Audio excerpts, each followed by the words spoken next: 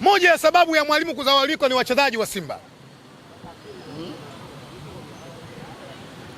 Leo management ya Simba ikitukanwa, moja ya watu wanaosababisha kutukanwa viongozi wa Simba ni wachezaji wa Simba.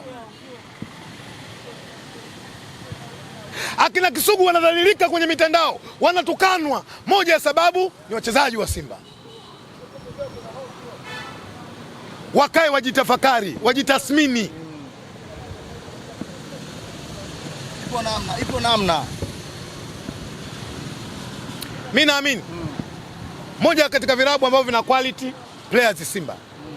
Nitolee mfano, kuna mchezaji alikuwa anaitwa Chemalon Fondo.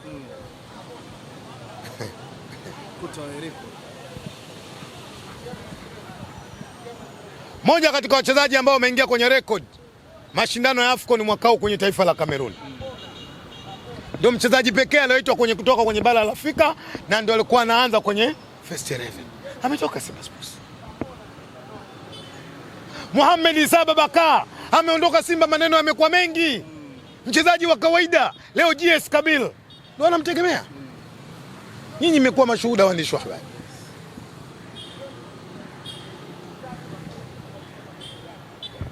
Hili niwaombe sana mashabiki wa Simba, niwaombe sana wanachama wa Simba. Naamini kuna muda tunapaswa tupeleke salamu kwa wachezaji, tuwaambie haya matokeo yanatuumiza. Tupeleke salamu.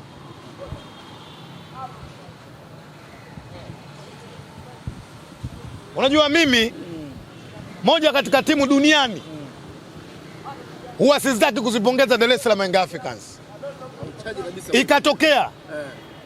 Ikatokea wakachukua kombe la Afrika, basi siku hiyo kwa maumivu mimi hata nje stoki. Lakini moja katika jambo ambalo mimi nawakubali na kuwapongeza, wanakuaga na maamuzi magumu juu ya wachezaji hao. Mwaka mmoja waliwaondoa, inakuja kuundwa Yanga Black Star. Hiyo Yanga Black Star wanawaleta vijana, walifanya maamuzi magumu. Ndio akina Omari Kapilima wanaingia kwenye timu, akina Anuari Awazi wanaingia kwenye timu, akina Ibrahim Polisi wanaingia kwenye timu. Nakumbuka kama kumbukumbu zangu zitakaa vizuri, masini ya timu walibaki katika wachezaji 3 mpaka 4. Alibaki Makalimba Lima, alibaki Constantine Kimanda, alibaki Sadiki Kalokola, walibaki na mtu mmoja anacheza fullback kule tuna kutoka nje. Niwaambie management ya Simba, hii kwa niaba ya mashabiki wa Simba, tuko tayari Simba kuona tuna wachezaji 5 lakini wanaojituma, lakini hatuko tayari kuona wachezaji 100 lakini hawajitumi. Tuko tayari kuwa na wachezaji 5 watakayejitolea kuipambania Simba.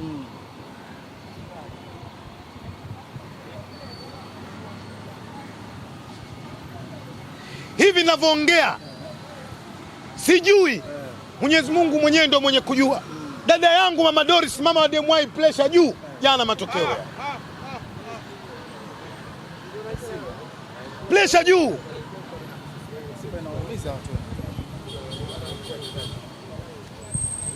Yote kwa sababu ya mapenzi ya timu yake. Huwa anapenda kuiona timu yake inakwenda kupata nini? Kupata matokeo. Na mimi naamini hili huwezi kunishawishi kwa vyovyote vile ukaniondoa kwenye timing zangu. Mtu ambaye mwenye haki ya kuipa matokeo timu ni wachezaji.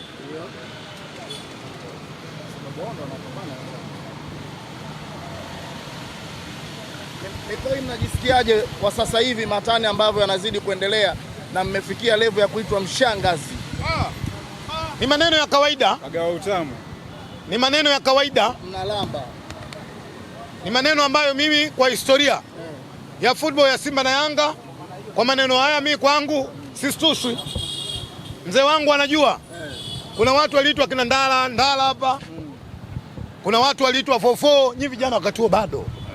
Kwa hiyo Simba na Yanga kubadilishana kwenye majina haya pinde endapo matokeo yanapokosekana sehemu moja ni jambo la kawaida. Sisi kinachotuumiza, tunaamini moja katika vilabu bora katika bara la Afrika ni Simba.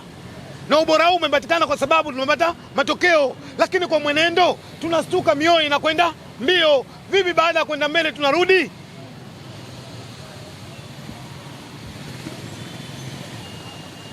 Nimwombe sana mwenyekiti wa bodi ya wakurugenzi wa klabu ya Simba. Nimwombe sana makamu mwenyekiti wa bodi wa klabu ya Simba. Niwaombe sana wajumbe wa bodi wa klabu ya Simba. Wanahitaji kufanya maamuzi magumu kwenye Simba. Wanahitaji kufanya maamuzi magumu. Wao ndio tumewateua. Pindi endapo wachezaji wakifanya makosa, wao ndio wanaweza kufanyaje? Kwa hukumu. Wao ndio tumewateua. Walimu wakifanya makosa, wao ndio wakuu wa hukumu. Juzi tumeshuhudia kocha wa Simba Pantev amefanyaje? Ameondoka. Wao wamekwenda kufanya nini? Maamuzi.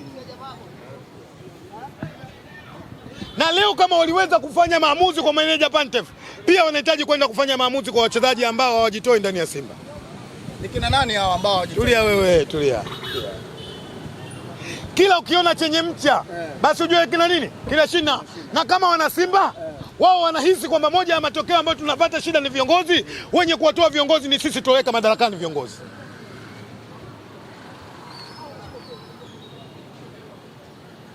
Miongoni mwao ni wakina nani? Hii mwisho wa dunia. Ukisoma katika aya moja Mwenyezi Mungu aliposema idha zuri zilatu wal ardh, pindi alizi itakavyotoa vitu vyake, mtoto atakuwa hamjui baba na mbaba atakuwa hamjui mtoto. Tumefika mahala tusijuane sasa. Wana Simba imefika mahala kila mwenye mamlaka ya kwenda kutoa maamuzi kwa mwenzake ili awajibike anapaswa kufanya hivyo. Leo haiwezekani wana Simba inafungwa, kuna mtu anajifungia sehemu anafurahi. Simba imefungwa kwa sababu ya kujiona yeye ni bora kuliko mwenziwe. Tutatajana nyakati tu. Tasema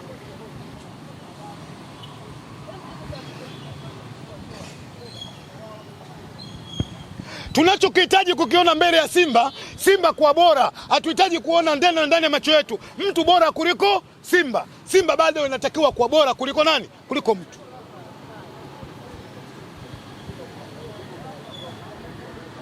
Nendeni mkamwambie mwenzenu alivyotumika sivyo. Nendeni mkamwambie.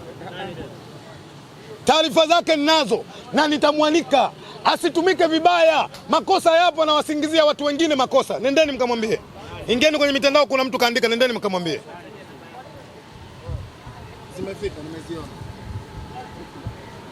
Leo hii huwezi matokeo ya jana ukaleta historia ya mwalimu kwenda kuaminisha watu kwamba matokeo yale yamepatikana kwa sababu ya nini? Mwalimu anatumika. Nendeni mkamwambie. Nitamweka hadharani. Simogopi, ni mdogo wangu.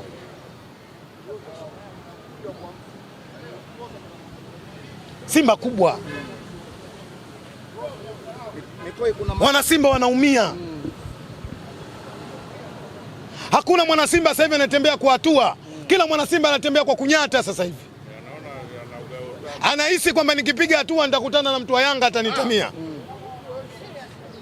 Sababu mwaga wa utamu. Niwaombe sana wana Simba. Tunaamini nyakati ngumu ambazo sisi tunapita.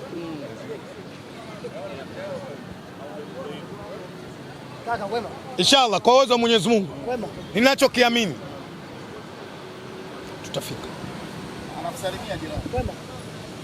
Ziko salamu ambazo hatupaswi kuitikia, hata Yesu alikuwa anazikataa kwenye Biblia. Ni kweli ni kinafiki na kwanza kinafiki. Bwana mimi kwa nataka nikuulize. Huyu Dosa mnafiki tu. Mnafiki. Dosa? Mnafiki. Mimi unafiki wangu nini? Nimekuja kukusalimia tu. Mara ngapi? Mara ngapi? Sisi ni waumini wa dini. Wewe si Muislamu. Salamu ndio mwanzo wetu. Angalia Yusa yaja. Mwanadamu atasalitiwa na atakayemsaliti ni yule wa kwanza kuchukua mkono wake wa kuume kutia mkono kwenye bakuli. Mbele kuna maneno sitaki kuyazungumza, anamwambia rudi nyuma yangu shetani, kwa sababu yafuate ya Bwana yafuate wanadamu. Huyu nafiki. Hiyo sio haya. Sasa unafiki wangu uko wapi ndugu yangu? Anauliza. Bwana tunakula wapi mchana? kwa Fetete Biriani.